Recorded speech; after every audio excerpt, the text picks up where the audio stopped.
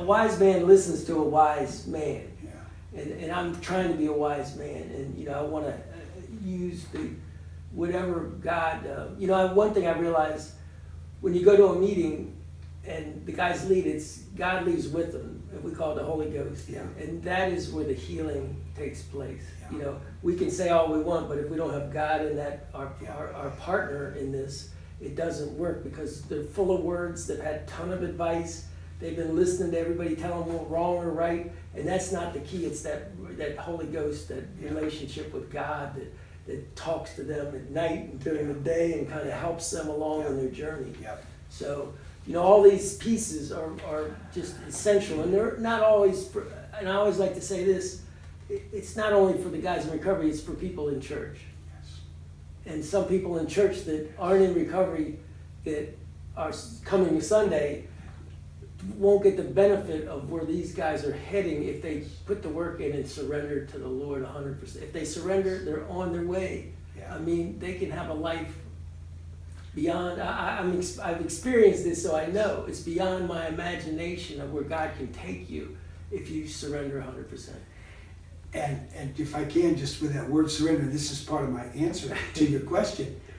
I'm not a tough guy at all, but I don't like the word surrender. I don't like surrendering to people. Mm-hmm.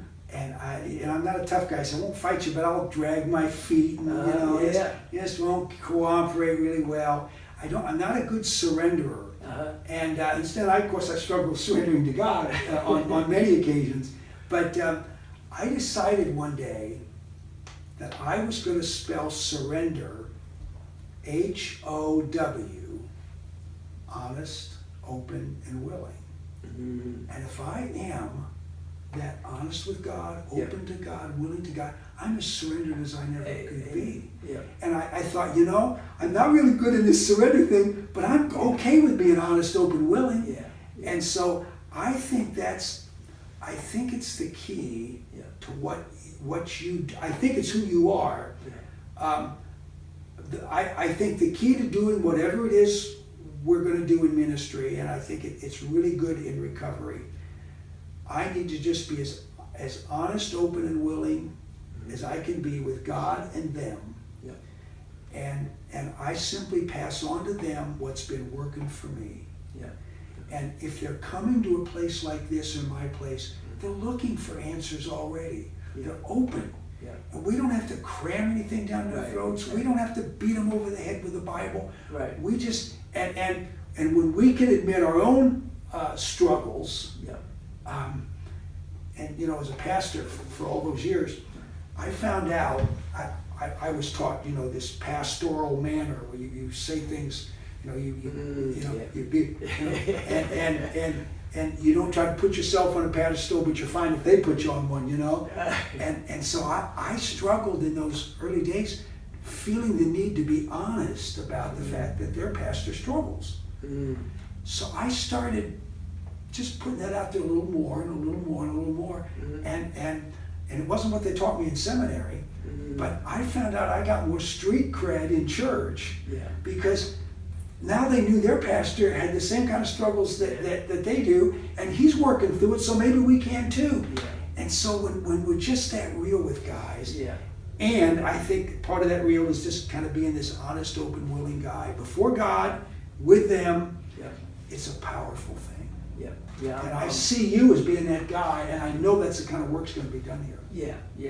I'm totally. I'm transparent. Everything that goes on. Yeah. I'm.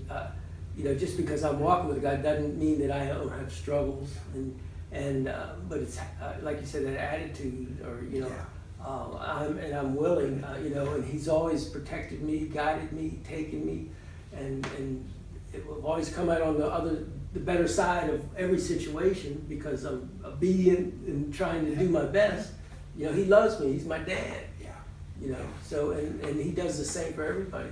But some of those hard times we need to learn. I mean, that's how He molds us, and we learn how to turn to Him. I think the other thing I say, our hardest times are our biggest blessings, because that's where you really have to think about who God is and what's going on. It's a time to change from a direction, but you don't. If everything's good, you're not changing any directions, and you get a little farther away from God each time. You do a little better, but when you're in the trenches, you really got to be humble. I can't remember if that was part of your story or not, but with guys in my place, we'll talk about that. It's in the hardest times that we learn our greatest lessons and truths. Mm-hmm. And I said, how many of you would say some of your most spiritual time ever was in lockup? Yeah. And they said, yeah, it was. And then when I got out, I got complacent. Yeah. And so those hard times are so valuable. That's why I like to say your definition one more time for success. Our hardest times are our biggest success. Yeah, it's just really. Oh, and the success part is yes, that's good times. Good times and bad times. Yes, yeah. I learn as much from my good times as my bad times, or whatever. Yeah. That's really true. I like that. I'll use that. Yeah.